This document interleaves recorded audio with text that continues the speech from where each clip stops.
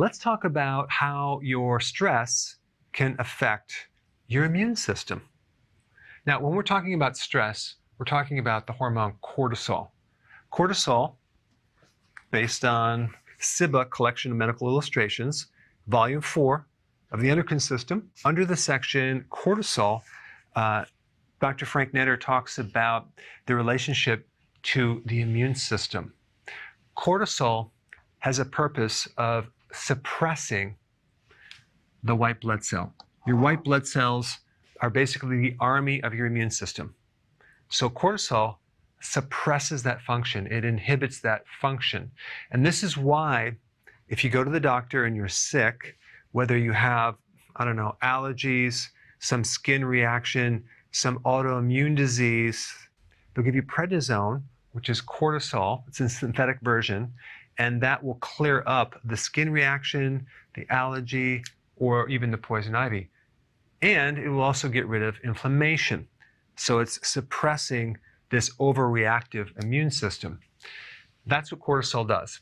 And stress activates cortisol. Now, if you think about that, stress should improve your immune system, right?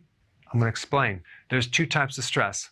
There's acute stress, and then there's chronic stress. And this is the one that really is behind so many health problems, because when you chronically elevate cortisol through years of stress or months of stress, or even a sudden overwhelming shock of some stress, you could create what's called cortisol resistance, okay?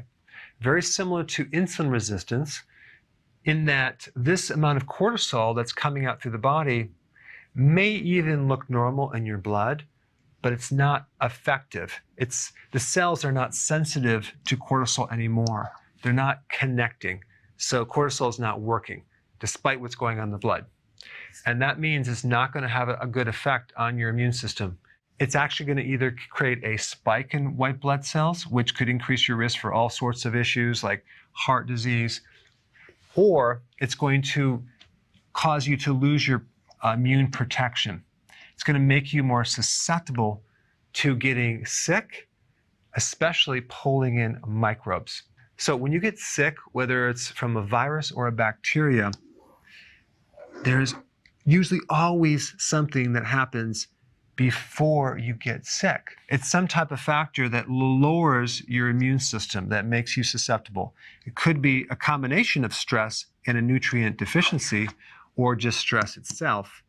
But this is something that a lot of people don't talk about. But if you reflect back on the last time you got sick, you're going to remember there was a stress right before that. In fact, working with thousands of patients over 29 years, I ran into this over and over and over. The people that are getting sick are in a stress environment, and then they get sick. So stress is a really big part of it, not quite emphasized. And then you have the nutrient deficiencies that are also there as well. And when you get an infection, and I did a video on this recently, the virus, for example, will cause a nutrient deficiency. It might block vitamin D. Okay, so having the infection now creates a nutritional deficiency, which keeps the infection there because the microbes want to survive too. So they will do all sorts of things to weaken your system.